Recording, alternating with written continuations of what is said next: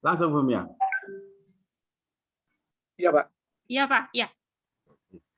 Selamat siang Bapak Ibu yang kami hormati. Pada kesempatan ini saya akan menyampaikan beberapa hal yang lain. Untuk itu sebelumnya, Assalamualaikum warahmatullahi wabarakatuh. Waalaikumsalam. Waalaikumsalam warahmatullahi wabarakatuh. Salam sejahtera untuk kita bersama. Bapak Ibu yang kami hormati, pada kesempatan ini saya akan menyampaikan tentang di IHT pada siang hari ini, menyampaikan materi tentang proses penyusunan kurikulum operasional pendidikan. Untuk itu, kepada Bapak Ibu silakan diperhatikan, saya akan tayang untuk materi pada siang hari ini.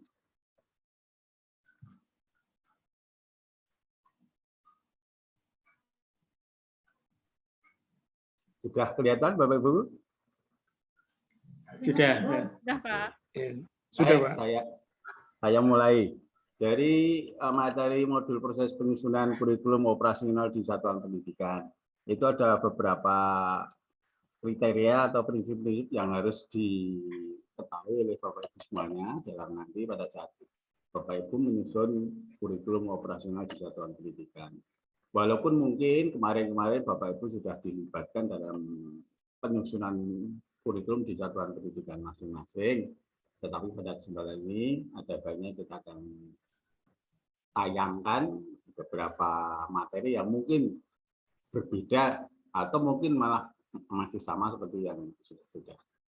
Nah, itu kita masuk ke slide kedua. Dalam penyusunan kurikulum itu yang pertama yang perlu kita perhatikan adalah bagaimana proses penyusunan kurikulum di operasional sekolah. Ya. Kemudian terlebih dahulu mari kita juga membahas juga tentang kerangka struktur kurikulum yang akan kita buat.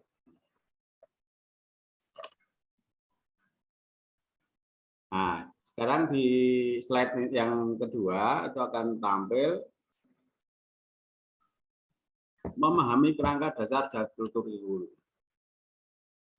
Di bahasan ini akan kita bahas masalah apa saja yang menjadi dasar panduan kurikulum operasional satuan pendidikan, kemudian apa saja yang ditentukan oleh Kementerian Pendidikan Kebudayaan, dan apa saja yang menjadi otonomi satuan pendidikan. Jadi apa saja yang nanti menjadi satu kriteria kita yang boleh dikembangkan misalnya di satuan pendidikan masing-masing. Oke, berikutnya. Kalau melihat di slide ini bahwa kerangka dasar kurikulum ditetapkan oleh pemerintah pusat dengan mengacu pada tujuan pendidikan nasional dan SMP. Artinya bahwa kurikulum pendidikan nasional secara global sudah ditentukan oleh pemerintah melalui kementerian. Pada kesempatan ini tentunya akan kita pahami bersama bahwa dalam penyusunan kerangka kurikulum kita harus menurunkan dalam bentuk-bentuk satu, profil pelajar Pancasila, kemudian dua, standar kompetensi lulusan. Nah, di bawahnya lagi masih ada standar isi, standar proses, standar penilaian. Kemudian baru turun lagi ke struktur kurikulum, capaian kurikulum, disiplin asesmen. Bapak Ibu yang kami hormati, pada proses penyusunan kerangka dasar kurikulum itu prinsip-prinsip fleksibilitas dan dinamis juga harus diperhatikan. Satuan pendidikan dapat mengembangkan kurikulum operasional berdasarkan kerangka-kerangka dan struktur kurikulum sesuai dengan karakteristik satuan pendidikan. Adapun di sekolah atau di satuan pendidikan mestinya mengikuti visi misi satuan pendidikan, kemudian konteks dan kebijakan lokal. Untuk berikutnya, pada saat menyusun kerangka dasar kurikulum atau struktur kurikulum perlu harus dipahami bahwa tujuan pendidikan nasional menjadi rujukan dalam penyelenggaraan pendidikan di setiap institusi satuan pendidikan. Kemudian tujuan pendidikan nasional ini diterjemahkan dalam profil pelajar Pancasila. Apa yang dimaknai dalam profil pelajar Pancasila? Profil pelajar Pancasila berperan menjadi penuntun arah yang akan memandukan dalam sisi pendidikan Indonesia, termasuk kurikulum, penyusunan. Profil pelajar Pancasila adalah tujuan besar atau yang disebut juga dengan long term outcomes merupakan interpretasi dari tujuan pendidikan dan visi pendidikan sebagai rujukan dalam penyusunan standar nasional dan kurikulum satuan pendidikan. Adapun standar nasional pendidikan yang diatur sebagai kerangka dan diterjemahkan ke dalam kurikulum pendidikan di sekolah tentang bagaimana pembelajarannya, asesmen serta capaian pembelajaran yang ada. Struktur kurikulum yang ditetapkan oleh pemerintah menjadi acuan sekolah dalam menyusun kurikulum menuju tercapainya profil pelajar Pancasila yang dapat ditambahkan dengan visi misi tujuan sekolah. Struktur kurikulum ini berisi kegiatan pembelajaran yang menjadi berbasis pembelajaran baik itu proyek untuk penguatan profil dan belajar Pancasila. Prinsip-prinsip pembelajaran dan asesmen. Dalam penyusunan kurikulum juga harus memperhatikan tentang prinsip-prinsip pembelajaran dan asesmen yang menjadi rujukan dalam menyelenggarakan proses pembelajaran di sekolah. Dan yang terakhir, pada saat memahami dalam kerangka struktur kurikulum bahwa capaian pembelajaran merupakan kompetensi yang harus dicapai peserta didik sesuai dengan tingkat perkembangannya. Bapak Ibu, untuk memahami dan kerangka dasar kurikulum, marilah kita menuju ke bagaimana proses penyusunan kurikulum di satuan pendidikan. Proses penyusunan kurikulum operasional di satuan pendidikan. Untuk melaksanakan proses penyusunan kurikulum di operasional di satuan pendidikan, kita harus mengacu satu bahwa tujuan pendidikan nasional tadi yang di atas sudah kita bahas, kemudian profil Pancasila, kurikulum prinsip pembelajaran dan mencapai capaian pembelajaran. Kemudian bahwa untuk menyusun kurikulum operasional di satuan pendidikan, kita harus menganalisis konteks karakteristik satuan pendidikan. Jadi setiap satuan pendidikan tentunya berbeda-beda antara satu satuan pendidikan dengan satuan pendidikan yang lainnya, tergantung dari karakteristik di masing-masing satuan pendidikan.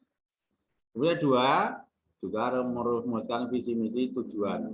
Saya yakin ini harus, karena semua di struktur kurikulum harus ada visi misi tujuan yang akan dicapai dengan kurikulum itu. Kemudian pengorganisan pembelajaran, kemudian rencana pembelajaran, kemudian ada pelaksanaan pembelajaran, evaluasi. Adapun struktur dalam proses penyusunan kurikulum operasional diharapkan kurikulum itu adalah juga fleksibel dan dinamis. Artinya apa?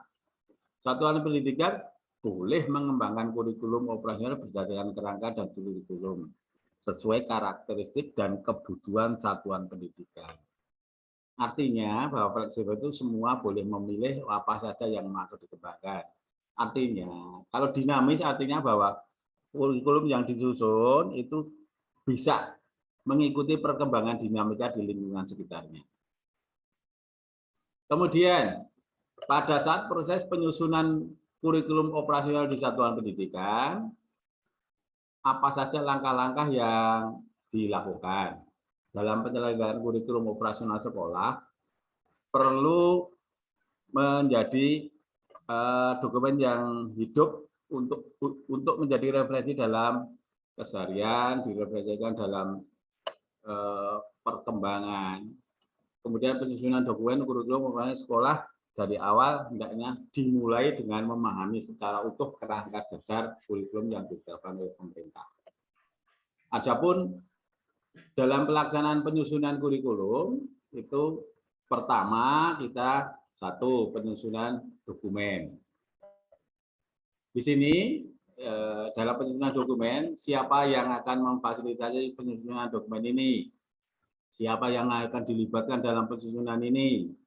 Apakah sudah pernah dilakukan pembahasan kurikulum operasional oleh pemangku kepentingan, baik sekolah, lingkungan, stakeholder, dan guru? Kemudian apakah sudah pernah dilakukan pembahasan kurikulum operasional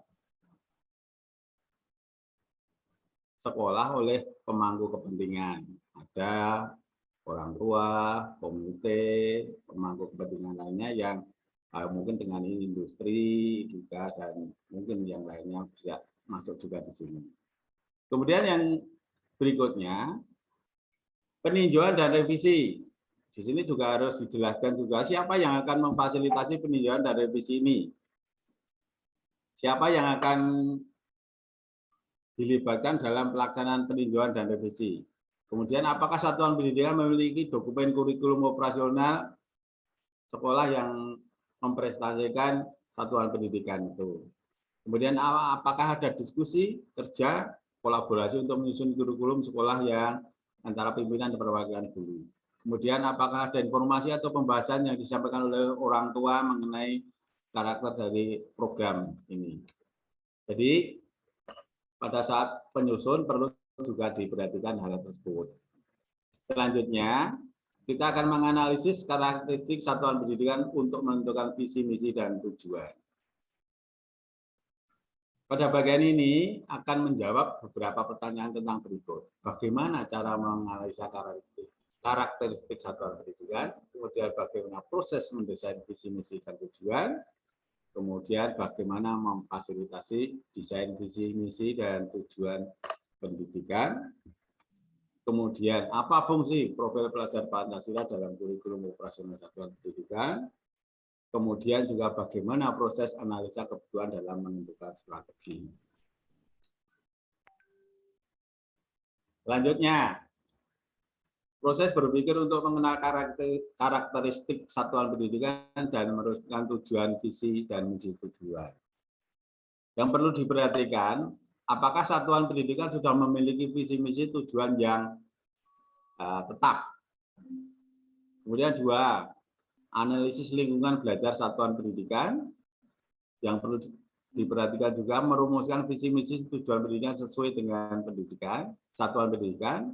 Analisa kebutuhan satuan pendidikan, apakah sudah memiliki analisis kebutuhan satuan pendidikan ini harus dilakukan telaah.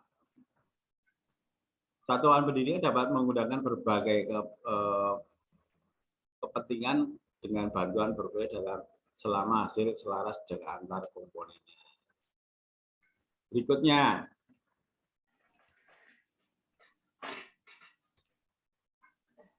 dalam menganalisis karakteristik satuan pendidikan, perlu dipahami juga tentang prinsip-prinsip analisis lingkungan belajar. Yang satu, melibatkan perwakilan satuan pendidikan, menggunakan data yang diperoleh dari situasi nyata, kondisi satuan pendidikan, mengalirkan waktu yang cukup untuk pengumpulan, pengorganisasian, analisis, dan dokumen data. Kemudian memilih informasi yang relevan dan menyimpulkan untuk pengembangan strategi atau solusi. Sebagai contoh informasi yang perlu diberikan dalam analisis lingkungan belajar satuan pendidikan, antara apa kekhasan daerah setempat yang penting dan untuk dilestarikan. Bagaimana peran satuan pendidikan sebagai bagian dari masyarakat setempat. Kemudian apa dampak dari satuan pendidikan yang sudah dapat dirasakan saat ini, baik oleh warga masyarakat maupun warga satuan pendidikan. Kemudian yang terakhir, bagaimana peran satuan pendidikan dalam menyiapkan peserta didik mencapai profil pembelajaran. Di bawah ini mungkin ada contoh-contoh dalam proses analisis karakteristik satuan pendidikan. Bapak Ibu bisa dilihat di slide bahwa analisis lingkungan belajar meliputi sumber daya alam, sosial, dan budaya, kemudian sumber pendanaan, sistem dan kebijakan daerah, dan kemitraan. Ada visi, misi, dan tujuan, kemudian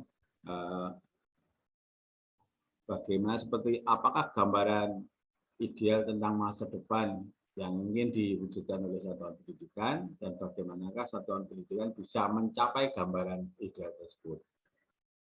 Perlu juga diadakan review visi misi, karena saya pikir visi misi yang sudah ditulis tahun-tahun sebelumnya mungkin karena ada perkembangan dinamika pengetahuan maupun dinamika zaman perlu harus direvisi, minimal ada perubahan-perubahan. Kalau memang sudah dianggap tercapai visi misi tersebut, ya mestinya akan dibuat visi misi yang baru. Kemudian Analisis kebutuhan. Nah, ini terdiri dari analisis kebutuhan peserta didik, analisis kebutuhan guru dan tenaga pendidikan, dan juga analisis sarana prasarana. Apakah visi, misi, dan tujuan itu? Mungkin Bapak Ibu sudah pernah mendengar kata visi, misi, dan tujuan ini. Tetapi mungkin mari kita segarkan kembali bahwa visi adalah satu cita-cita bersama pada masa mendatang dari satu satuan pendidikan yang dirumuskan berdasarkan masukan dari seluruh warga sekolah.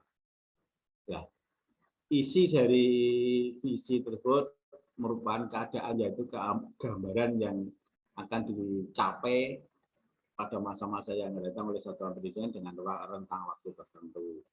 Visi harus juga dapat memberikan panduan dan arah dalam pencapaiannya. Visi yang perlu juga Bapak Ibu pada saat menyusun visi itu harus realistis, kredibel, dan dapat dipahami singkat. Karena saya yakin kalau tidak realistis ya kemungkinan dengan tidak tercapai visi yang ada tersebut. Sedangkan misi adalah satu pernyataan bagaimana satuan pendidikan mencapai visi dari merupakan breakdown dari visi tersebut yang ditetapkan menjadi rujukan untuk menyusun program, baik program jangka pendek, jangka menengah, maupun jangka panjang. Dari misi tersebut menunjukkan cara jelas bagaimana cara pencapaian yang harus dilakukan oleh satuan pendidikan untuk mencapai visi tersebut. Rumusan misi selalu dalam bentuk kalimat yang operasional, bukan kalimat yang mudah digagas. Kemudian antara indikator visi dan rumusan misi harus ada benang merahnya atau hubungan secara jelas. Kemudian misi menggambarkan upaya bersama yang akan dilakukan. Kemudian tujuan adalah gambaran dari hasil yang akan dicapai dalam kurun waktu tertentu oleh setiap satuan pendidikan. Di sini berarti bahwa tujuan harus serasi dan mendeskripsikan apa yang akan dicapai oleh satuan pendidikan. Kemudian tujuan fokus pada hasil yang diinginkan, dan tujuan harus spesifik, terukur, dan dapat dianalisa. Bapak Ibu yang kami hormati, nampaknya sementara ini dulu yang bisa kami sampaikan sebagai bekal Bapak Ibu pada saat IHT kali ini, dan mudah-mudahan apa yang telah kami sampaikan ini nanti Bapak Ibu bisa pahami, minimal Bapak Ibu tahu, syukur-syukur bisa paham, karena saya yakin kalau tahu itu akan berujung pada peningkatan menjadi paham. Insya Allah kalau paham nanti akan menjadi sesuatu yang dapat bisa diterapkan dalam pelaksanaan IHT. Mungkin ini sementara Bapak Ibu semuanya, silakan kalau memang ada yang perlu ditanggapi atau mungkin perlu ditanyakan kaitannya dengan materi pada siang hari ini, silakan. Bapak dipersilakan. Ya. Bapak izin bertanya. Oh, silakan Bu Mia. Baik. Apa beda kurikulum operasional dengan kurikulum sebelumnya? Mungkin itu Bapak pertanyaannya. Terima kasih. Berarti kalau kita akan mengenal kurikulum sebelumnya, kurikulum 2013 revisi. Ya. Sedangkan sekarang yang kita pakai adalah kurikulum operasional di satuan pendidikan. Jadi bedanya yang pertama, di kurikulum terdahulu atau kurikulum 2013 itu masih menggunakan KKM. Kalau sekarang ya kurikulum baru menggunakan kriteria ketercapaian pendidikan, KKP kalau tidak salah. Ya, betul KKP. Kemudian di kurikulum sebelumnya masih bersumber, semua proses pembelajaran masih bersumber pada guru.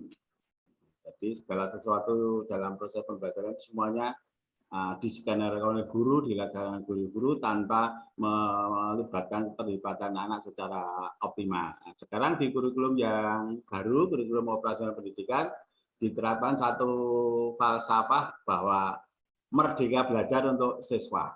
Jadi siswa dengan arahan dari guru dapat melakukan pembelajaran sesuai dengan tingkatannya, sesuai dengan kemauan dia mau menggunakan model seperti apa dalam pencapaian pembelajaran yang sudah disampaikan. Mungkin itu jawaban dari kami, Bu Mia. Baik, terima kasih Pak. Terima kasih. Ya, terima kasih. Mungkin yang lainnya masih ada?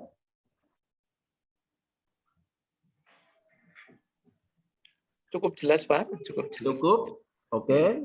Baik, kalau cukup berarti mudah-mudahan dengan apa yang telah kita tayangkan, kita saksikan bersama, mudah-mudahan Bapak Ibu sudah memahami dan insya Allah nanti dapat dilaksanakan, diterapkan dalam pembelajaran yang akan kita lakukan yang akan datang. Untuk itu, terima kasih pada semuanya sudah mengikuti IHT pada siang hari ini dengan tekun, dengan tertib dan antusias. Sekali lagi mudah-mudahan kita dapat melaksanakan kegiatan ini sampai selesai dengan lancar. Terima kasih. Di akhir, karena tadi di awal tidak pakai break-nya, di akhir supaya Bapak Ibu tidak ngantuk, break-nya di akhir ya. Ya, siap. Silahkan diperhatikan, kalau saya pegang kening saya, berarti Bapak Ibu tepuk 2 kali. Kalau saya pegang kuping saya, Bapak Ibu tepuk 3 kali. Kalau saya pegang dagu saya, Bapak Ibu tepuknya 1 kali saja. Oke, siap? Kita coba. Ya. Kening. Dagu. Telinga. Oke, siap? Ya, mudah-mudahan bisa lancar. Siap. 1, 2, 3. Kening. Dagu. Kening. Telinga. Ya, oke. Terima kasih. Mudah-mudahan bermanfaat untuk kita semuanya. Kita segera kembali. Dan terima kasih. Assalamualaikum warahmatullahi wabarakatuh. Saya akhiri. Terima kasih. Selamat siang. Stop.